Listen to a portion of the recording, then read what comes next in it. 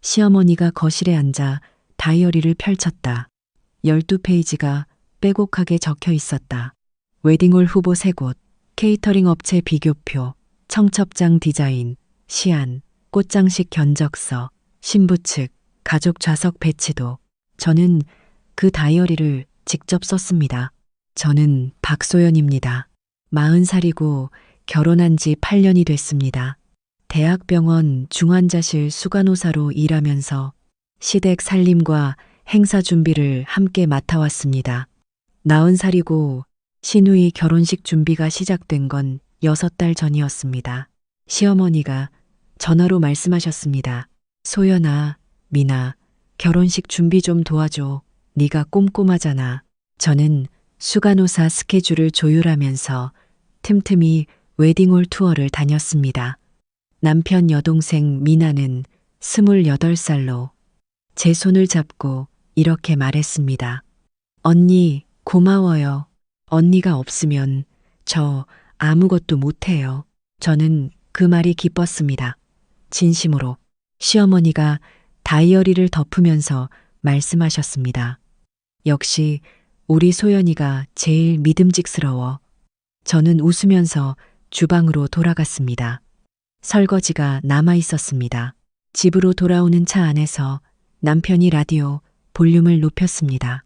저는 조수석에서 창밖을 봤습니다. 오늘 웨딩홀 3군데를 돌았고 점심은 건너뛰었습니다. 오후에 병원에서 걸려온 전화를 3번 받으면서 동시에 케이터링 업체 담당자와 통화했습니다. 남편은 그날 친구 골프 모임에 있었습니다. 결혼식 준비가 본격화되면서 저는 거의 모든 것을 처리했습니다.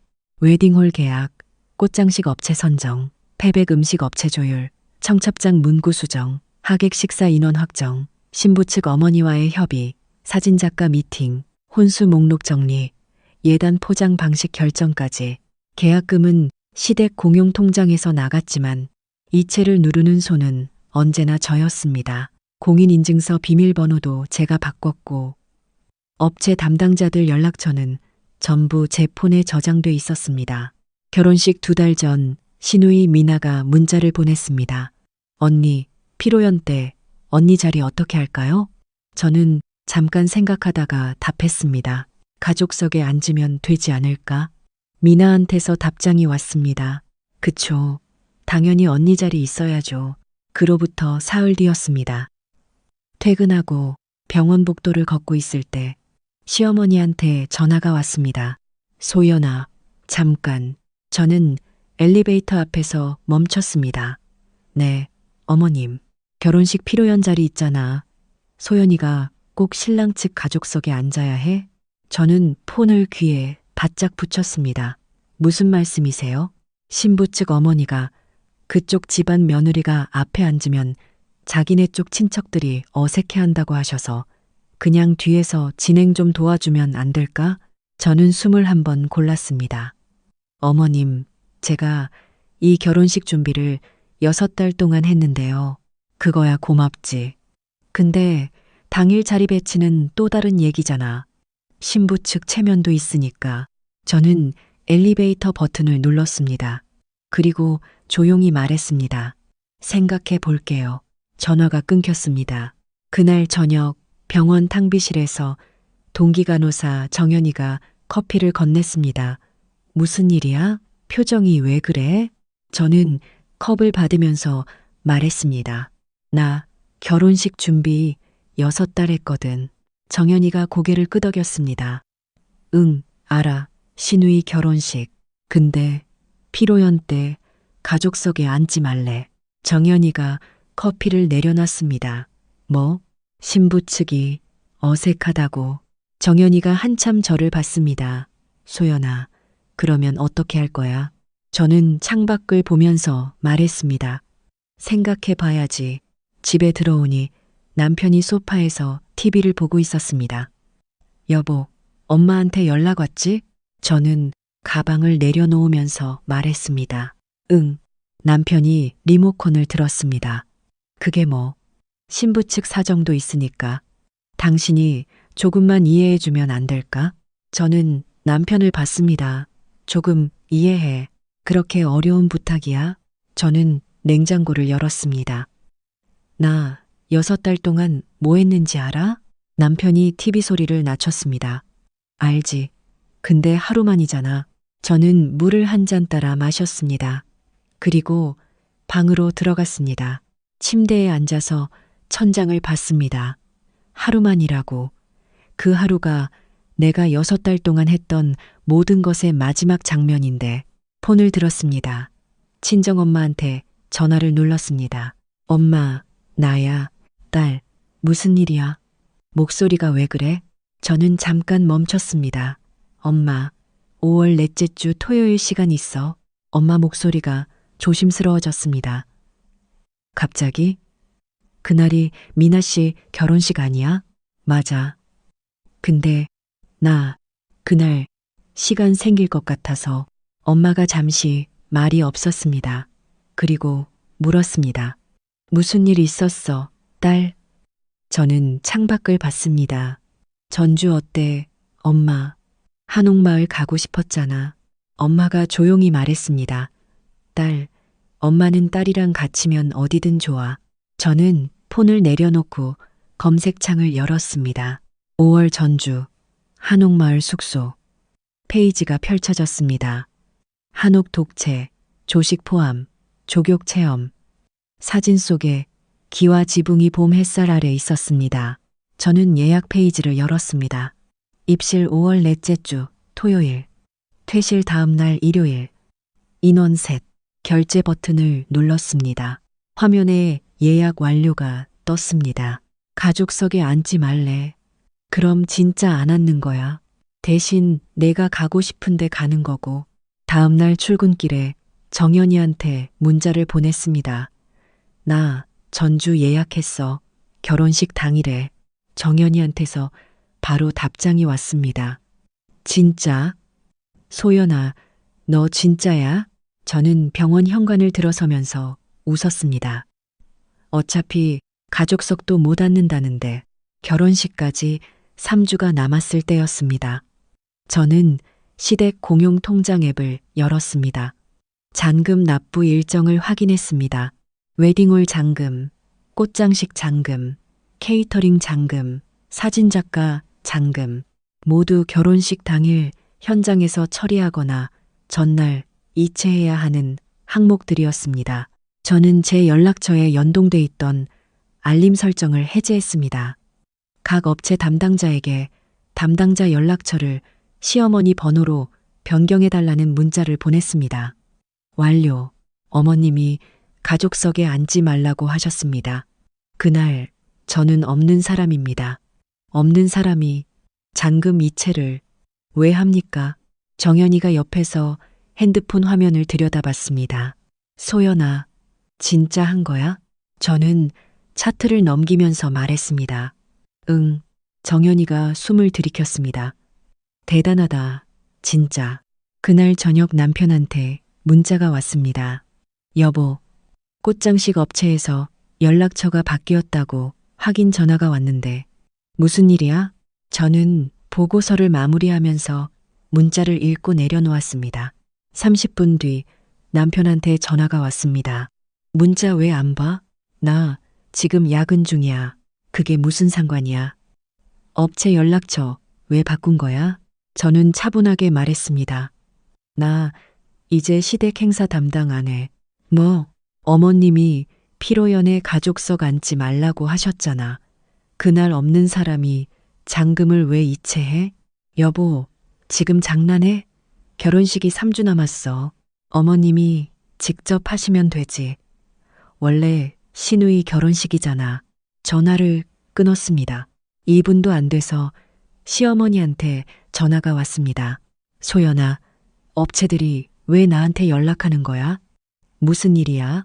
어머님, 저 지금 야근 중이에요. 이따가 연락드릴게요. 지금 당장이야. 꽃집에서 계속 기다린다잖아.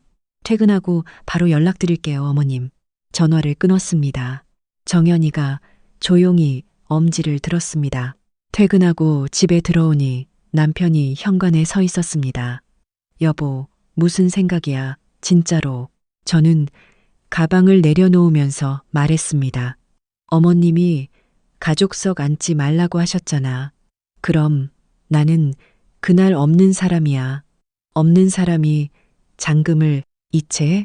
남편이 머리를 쥐어 뜯었습니다. 당신이 담당해오던 거잖아. 마음대로 빼면 어떡해? 저는 남편을 봤습니다. 어머님 통장이고 어머님 행사야. 어머님이 직접 하시거나 당신이 하면 되지. 결혼식이 3주 남았는데 이럴 때야 어머님이 뒤에서 도와주면 된다고 하셨잖아. 근데 잔금이체까지 뒤에서 해야 해? 남편 목소리가 높아졌습니다. 여보, 제발. 저는 주방으로 가서 물을 한 잔 마셨습니다. 그리고 방으로 들어가면서 문을 닫았습니다. 폰에 알림이 쌓이고 있었습니다. 시어머니한테서 문자가 여러 통이었습니다. 소연아, 이게 무슨 짓이야? 결혼식 준비를 네가 다 알고 있는데 이러면 어떡해? 며느리가 이럴 수 있어. 꽃집 사장님이 내일까지 확인 안 되면 계약 취소한다잖아. 저는 문자를 전부 읽었습니다. 그리고 전주 한옥 예약 확인 화면을 열었습니다. 엄마 이름, 아버지 이름, 제 이름, 5월 넷째 주 토요일 입실. 화면을 한참 봤습니다. 사흘 뒤 남편한테 전화가 왔습니다. 여보, 꽃장식 업체가 계약 조건을 바꾼대. 원래 주문한 꽃이 아니라 대체 꽃으로 바꾼다고. 이것만 확인해줘. 저는 저녁을 먹으면서 말했습니다. 싫어. 여보, 어머님이 직접 업체랑 얘기하시면 돼. 엄마가 그런 거 어떻게 해? 저는 숟가락을 내려놓았습니다. 그러니까 내가 6달 동안 한 거잖아. 이제 그 역할 안 해. 어머님이 가족석 앉지 말라고 한 며느리가 왜 꽃 종류까지 결정해? 전화를 끊었습니다. 정연이가 다음날 출근하자마자 말했습니다. 소연아, 너 진짜 사이다다. 저는 웃으면서 컴퓨터를 켰습니다. 결혼식 전날 밤이었습니다. 저는 작은 캐리어를 꺼냈습니다. 얇은 봄 원피스, 편한 운동화, 카메라, 선크림 하나씩 넣으면서 기분이 이상하게 가벼워졌습니다. 남편이 방문을 두드렸습니다. 여보, 열어. 저는 문을 열었습니다. 남편이 캐리어를 봤습니다. 짐 싸는 거야? 내일 아침 전주 가려고. 뭐, 내일이 미나 결혼식이잖아. 응, 나 가족석도 못 닫는다잖아. 그건 그렇지만 그래도 자리는 있어야. 저는 침착하게 말했습니다. 어머님이 뒤에서 도와주면 된다고 하셨어. 나는 우리 부모님 모시고 전주 가는 게 더 의미 있어. 내가 번 돈으로. 남편이 잠시 저를 봤습니다. 여보, 엄마가 알면 진짜 뭐라고 하실 거야. 그냥 집에 있어. 집에 있으면 뭐 해. 어차피 나는 그날 없는 사람이잖아. 저는 캐리어 지퍼를 잠그면서 말했습니다. 나는 우리 가족이랑 좋은 시간 보낼 거야. 남편이 방을 나가며 문을 조용히 닫았습니다. 저는 캐리어 위에 손을 얹었습니다. 내일 아침이면 전주 한옥 마당이 보이겠네. 다음 날 아침이었습니다. 고속도로를 달리는데 아버지가 조수석에서 창밖을 보셨습니다. 소연아, 이렇게 드라이브하는 게 얼마만이냐. 저는 룸미러로 뒷좌석을 봤습니다. 엄마가 무릎에 손을 얹고 앉아 계셨습니다. 눈이 반짝였습니다. 엄마, 좋아? 엄마가 웃었습니다. 딸이랑 이렇게 어딜 가는 게 얼마만인지. 아버지가 말씀하셨습니다. 소연이 결혼하고 나서 처음이지 않나? 맞아요, 아버지. 그래서 제가 더 가고 싶었어요. 휴게소에서 잠깐 멈췄을 때 저는 3명이서 사진을 찍었습니다. 아버지가 커피컵을 거꾸로 드시는 사진, 엄마가 봄바람에 머리가 날리며 웃는 사진, 셋이서 나란히 선 사진, 인스타그램을 열었습니다. 사진을 올리면서 짧게 한 줄 썼습니다. 오랫동안 미뤄온 것들을 이제 시작합니다. 해시태그를 달았습니다. 가족, 전주, 봄여행, 한옥, 부모님, 그 시간 웨딩홀에서는 난리가 나고 있었습니다. 꽃장식 업체가 전날 잔금 미입금을 이유로 원래 계약한 생화 대신 조화 혼합 구성으로 바꿔왔습니다. 테이블마다 꽃이 달랐습니다. 시어머니가 직접 업체 담당자와 통화하려 했지만 저장돼 있던 번호는 이미 변경된 번호였고 시어머니 폰에는 저장이 안 돼 있었습니다. 케이터링 업체는 오전에 잔금 확인이 안 된다며 입장을 미뤘습니다. 시어머니가 통장 앱을 열었지만 공인인증서 갱신이 필요한 상태였습니다. 남편이 자기 카드로 선결제하려 했지만 한도가 부족했습니다. 하객들이 홀에 들어오기 시작하는데 음식 준비가 되지 않았습니다. 앞쪽 테이블부터 웅성임이 시작됐습니다. 사진 작가는 잔금 미수령으로 계약 조건에 따라 원래 메인 작가 대신 보조 스태프가 왔습니다. 예식 순서가 어떻게 되는지 아무도 정확히 알지 못했습니다. 진행 순서표를 만들어둔 사람이 그날 홀에 없었으니까요. 신부 측 어머니가 시어머니한테 낮은 목소리로 말했습니다. 어머님, 꽃이 왜 이래요? 우리가 상의한 것과 다르네요. 시어머니가 아무 말도 못했습니다. 그때 하객 중 한 명이 폰을 보다가 말했습니다. 소연 씨 인스타 올렸네요. 전주 가셨어요? 하객들이 모였습니다. 전주 한옥마을 돌담 앞에서 부모님과 나란히 선 사진, 아버지가 비빔밥 한 그릇 앞에서 환하게 웃는 사진, 엄마가 처음으로 족욕을 하시는 사진이 줄줄이 올라와 있었습니다. 댓글이 달렸습니다. 어머, 부모님이랑 여행 가셨군요. 너무 좋아 보여요. 아버님 표정이 너무 행복해 보이세요. 시누이 미나가 시어머니 쪽으로 왔습니다. 엄마, 언니, 인스타 봤어요? 시어머니가 폰을 들었습니다. 화면을 확대해서 봤습니다. 전주 봄, 하늘 아래 제가 웃고 있는 사진이었습니다. 시어머니 손이 멈췄습니다. 저 애가 진짜 안 온 거야. 신부 측 친척 한 명이 말했습니다. 신랑 측 며느리분이 여행 가셨네요. 잘하셨다. 가족석에 앉지 말라고 했으면 그 시간에 친정 부모님 모시고 여행 가는 거지. 저도 그랬을 것 같은데요. 시어머니 얼굴이 굳었습니다. 또 다른 하객이 말했습니다. 근데 가족석에 앉지 말라고 한 게 사실이에요? 결혼 준비 다 한 며느리한테요? 시어머니는 아무 말도 하지 못했습니다. 남편이 인스타를 확인하고 바로 전화를 걸었습니다. 연결이 됐습니다. 여보, 여기 난리야. 꽃도 이상하고 음식도 늦고 진행도 엉망이야. 사진 작가도 다른 사람이 왔어. 제발 좀 도와줘. 저는 전주 한옥마을 돌담길을 걷고 있었습니다. 엄마가 앞에서 걷고 계셨습니다. 폰 화면을 내려다봤다가 가방에 넣었습니다. 지금은 아니야. 아버지가 옆에서 말씀하셨습니다. 소연아, 저기 봐라. 기와 위에 꽃이 폈네. 저는 아버지 팔짱을 꼈습니다. 아버지, 사진 찍어드릴게요. 1박 2일이 지났습니다. 돌아오는 날 아침, 한옥마당에서 조식을 먹었습니다. 엄마가 숟가락을 들면서 말했습니다. 딸, 이런 아침밥이 세상에 있는 줄 몰랐네. 저는 웃으면서 말했습니다. 엄마, 앞으로 자주 와요. 아버지가 마당을 둘러보며 말씀하셨습니다. 소연이 덕분에 이런 데 와보네. 우리 딸이 이렇게 컸나. 저는 아버지를 봤습니다. 아버지, 제가 더 일찍 이렇게 했어야 했어요. 아버지가 웃으셨습니다. 지금도 안 늦었어, 딸. 집으로 돌아오는 차 안에서 폰을 켰습니다. 남편한테서 부재중 전화가 13통, 시어머니한테서 8통이 와 있었습니다. 문자도 여러 통이었습니다. 저는 확인만 하고 답하지 않았습니다. 대신 인스타에 사진을 더 올렸습니다.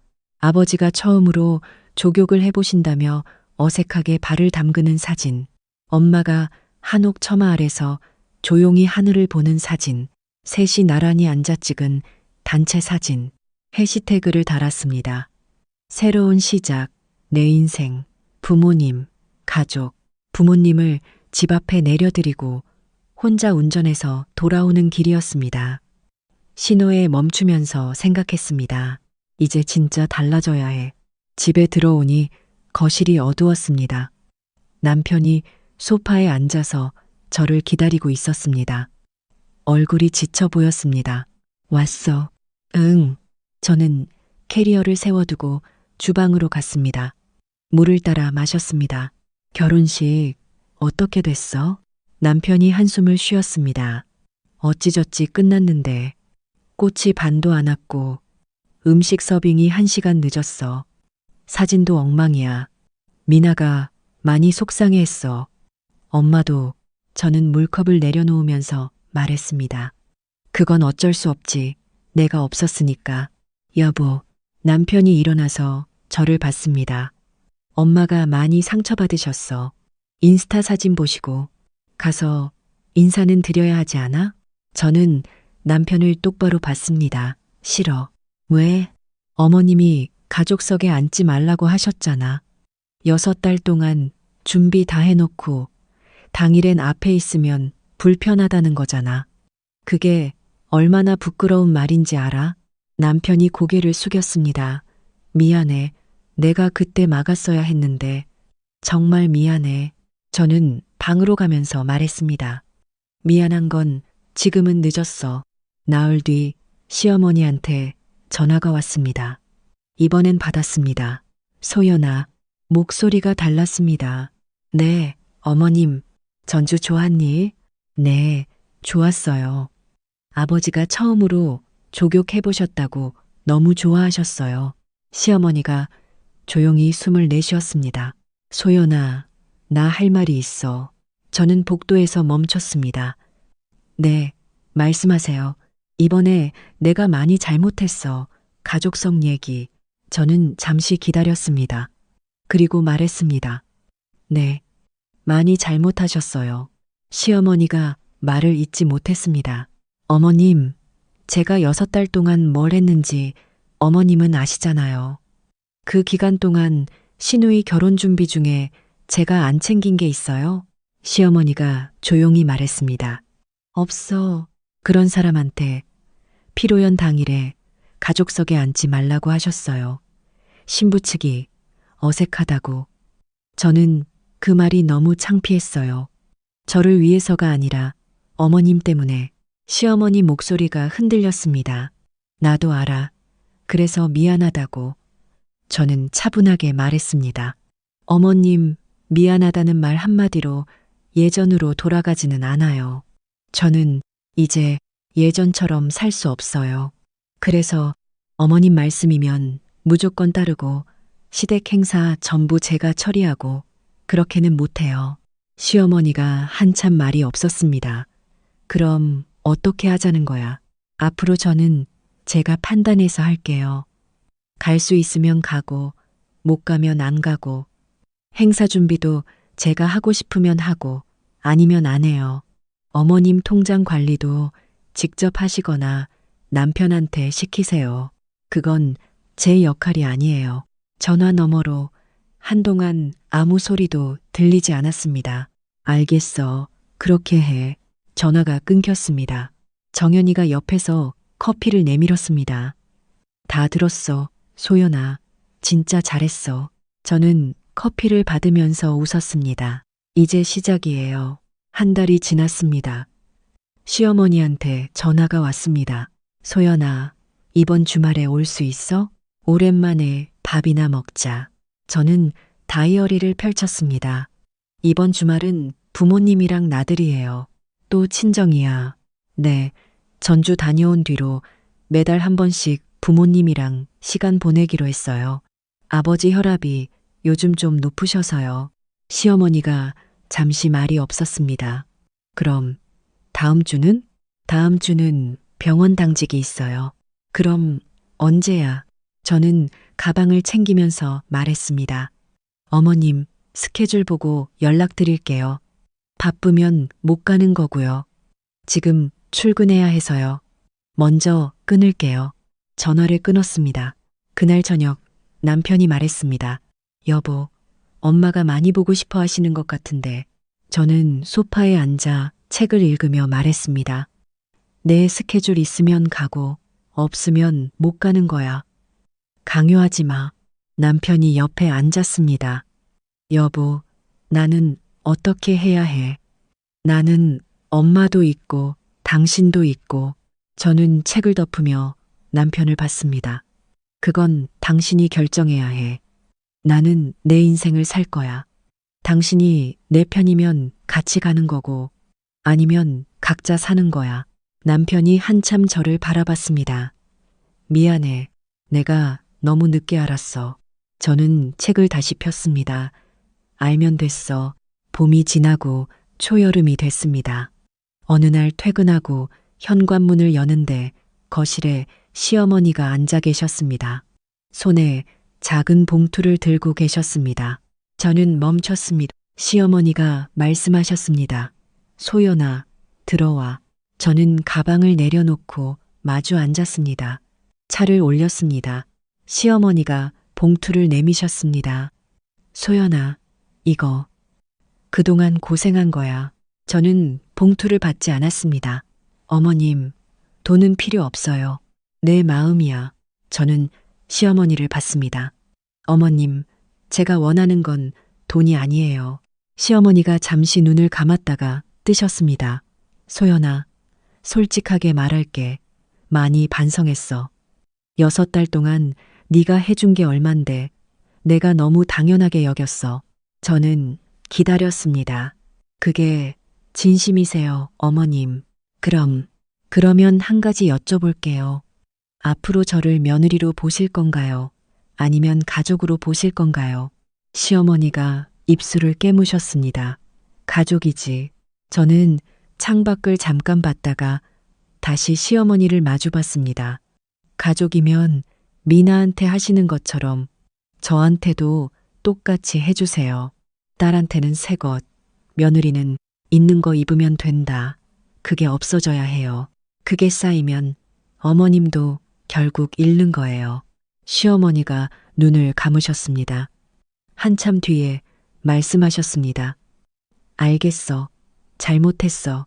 저는 천천히 봉투를 받았습니다. 감사해요, 어머님.